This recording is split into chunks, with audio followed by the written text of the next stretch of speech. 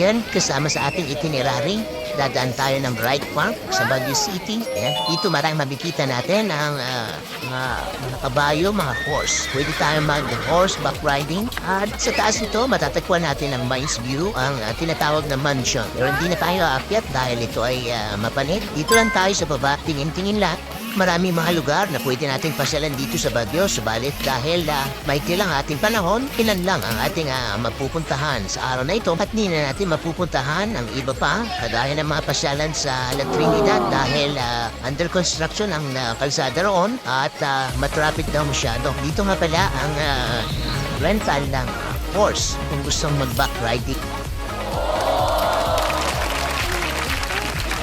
Yan, tuloy tayo sa Good Taste dahil oras na para mag-lunch. Ang Good Taste ay isa sa pinipilahan dito sa Baguio. Napakahaba ng pila bago kami nakakain. At dahil malapit lang, diretso tayo na Burnham Park. Wow! Sunod naman natin gagawin ay mag-random biking to tayo para mag-enjoy ang mga bata.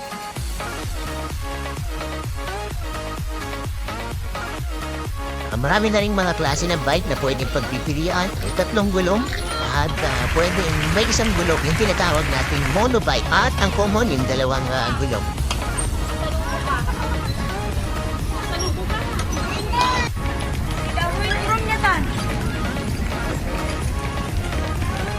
Yan. At kung mahilig ka rin magsagwan, Nice. pwede rin dito. Dito nagsasagwan ng mga gusto maka-experience. Lalo na kung wala pang dagat sa iyong lugar. Pwede rin dito masubukan sumakay sa bangka.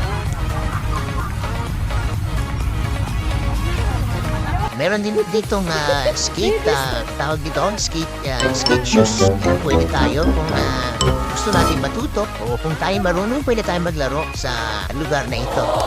Makikita natin ito sa Burnham Park. Siyempre, pag simula, mahirap itong gawin. Hindi ito ganun kadali. Kailangan ng mas mahabang practice. So, ito po ang ating itinerary sa araw na ito dito sa Baguio. Bago tayo magbiyahe ulit pababa ng Subic. Ang sunod nating destination ay sa Subic naman tayo. At dadaan tayo sa Cannon Road. Ayan nga po, narito na po tayo sa Cannon Road. Saglit lang tayo. Ayan.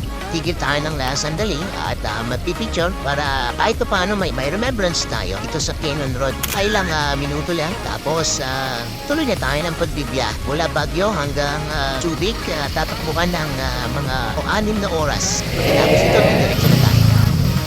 Ayan, at to'y pang-ibang araw na natin to. At dahil sa biyaya ng Panginoon, tayo ay laging ligtas at safety sa lahat ng biyahe. Kaya lahat ng papuri ay para sa Diyos lamang.